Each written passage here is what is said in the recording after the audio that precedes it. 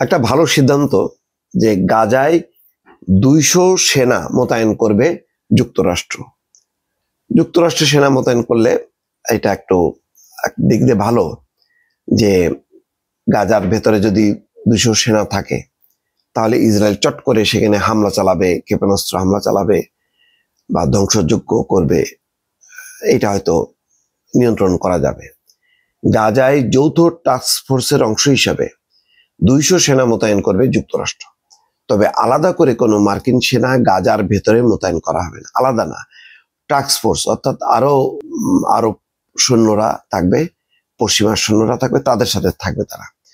গাজায় স্থিতিশীলতা ফিরিয়ে আনতে এই সেনা মোতায়েন করা হবে বলে জানিয়েছে যুক্তরাষ্ট্র। বৃহস্পতিবার যুক্তরাষ্ট্রের জ্যেষ্ঠ 2 কর্মকর্তা এই তথ্য নিশ্চিত করেছেন। মার্কিন 2 জ্যেষ্ঠ কর্মকর্তা নাম প্রকাশ না করার শর্তে সাংবাদিকদের জানান, এই 200 সেনা টাস্কফোর্সের মূল অংশ হবে। 200 সেনা টাস্কফোর্সের মূল অংশ হবে। সেখানে মিশরের সশস্ত্র বাহিনী, মিশর, কাতার, তুরস্ক, সম্ভবত সংযুক্ত আরব আমিরাতের প্রতিনিধিরাও থাকবেন।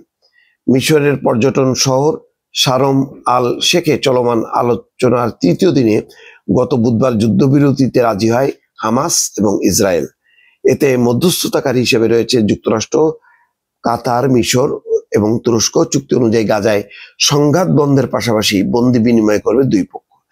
দুই পক্ষের যুদ্ধবিরতিতে রাজি হওয়ার খবরে আনন্দ উল্লাস করছেন গাজার বাসিন্দারা। যুদ্ধবিরতির সঙ্গে সঙ্গে হামাসের হাতে থাকা জিম্মি থাকা বন্দীদের মুক্তি পাওয়ার সুযোগ আসবে বলে উদযাপন করছে ইসরায়েলও। এখন 200 যদি মার্কিন সেনা থাকে, এটাই একটা সেফগার্ড, কারণ তখন ইসরায়েল চট করে আক্রমণ করবে না। এখন কতদিন তারা থাকবে? এখন দেখা যাচ্ছে যে প্রথম ধাপের যেই বিষয়টা, তারা যদি এই প্রথম ধাপে লাভ মূলত হবে জিম্মিদের বিষয়টা ফয়সালা হইলে কিন্তু গাজার ব্যাপারে আর খুব একটা দায় দায়িত্ব থাকবে না ইসরায়েলিদের। এই জন্য প্রথম ধাপের পর দ্বিতীয় ধাপেও শান্তি প্রক্রিয়া বা যুদ্ধবিরতি থাকবে কিনা যথেষ্ট সন্দেহ আছে। যদি যুক্তরাষ্ট্রের এই 200 সেনা আরব বিশ্বের বিভিন্ন দেশের সেনাদের সাথে যদি মিলে, যদি সেখানে যদি তারা টহল দেয় বা বিভিন্ন জায়গায় যদি তারা ঘাঁটি গাড়ে, তাহলে বিষয়টা হয়তো কিছুটা একটা সেফগার্ড হবে, যে তখন ইসরায়েলরা চট করে হামলা চালাতে পারবে না।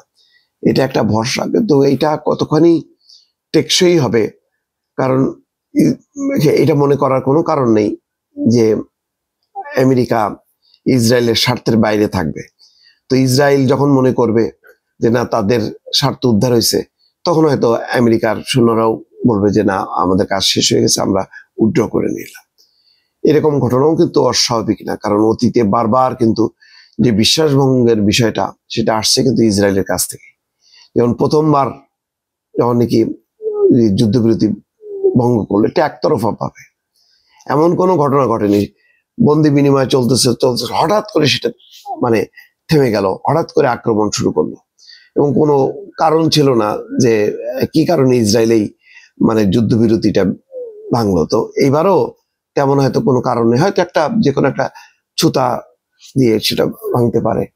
আর ডোনাল্ড ট্রাম্প এইটার ব্যাপারে কতখানি শক্ত থাকবেন শেষ পর্যন্ত, সেটাও একটা সন্দেহ আছে, কারণ খুব দ্রুত গতিতে ট্রাম্প তার অবস্থান পরিবর্তন করে, সেটা সবাই জানেন দর্শক।